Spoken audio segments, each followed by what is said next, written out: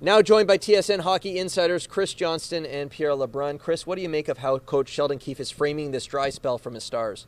Well, he's bringing the carrot, not the stick, with the season on the line, with obviously the Leafs facing this massive hole. And that makes sense because he's going to need these guys to win. But this is really a perplexing stretch for this organization. You have to go back to November of 2021, 150 games ago, to find a stretch where they played 2 straight games where all 4 of those players failed to score a goal. We've now seen it happen 3 times in a row in this series against Florida. That's why Keefe is saying it is hard to make sense of this because this is just not something that happened all year. They played a game without a power play for the first time in Game 3. This is not what the Leafs have been. And so I think with so little time perhaps left on this season, Sheldon Keefe is just trying to find some positives. And listen, Paul Maurice, head coach of the Florida Panthers, was asked about his own experience coaching in the playoffs. So let's be clear about that. But he talked about how what he has felt over the years is that come playoff time, it becomes about the players and less about the coaching. That the players take ownership, take control, and that's what decides playoff series. And in that moment, you can't help but think, where is that for the Leafs? It is on the core 4. It is on the guys that get paid the most, that play the most minutes to figure this out. And quite frankly, after a clutch performance in the opening round, it's been a complete about-face in this round. They've got time to turn it around, but the pressure is unbelievably on them. Pierre, the Stars have to shine, but if the team as a whole is going to get back in this series and pull off a miracle comeback, where does it start?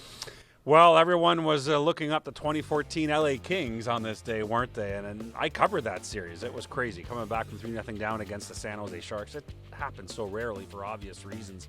I reached out to Justin Williams of Cobourg, Ontario, the Conn Smythe Trophy winner of that Kings run, and he had something interesting to say. Obviously, one game at a time, that's what we're hearing from the Leafs. But specifically, he said, quote, I think the most important thing is to let Florida know that you're not going away. I would be in all the extra scrums. Say it as I went by the bench and play every battle as if it's your last. And he said if there's any chance that the Leafs don't have that kind of fight in them, that Florida can smell that and end it Wednesday night. So interesting insight from Justin Williams. But I also reached out to Daryl Sutter, the coach of that 2014 team, and he's not being dismissive at all of the Leafs. But what he pointed out, they won the Cup 2 years before in 2012, and they had that championship pedigree where they felt they could come back. We've got a long time till Game 4, so I get that everyone's combing through history books. I'll save you the work. There's no precedent here.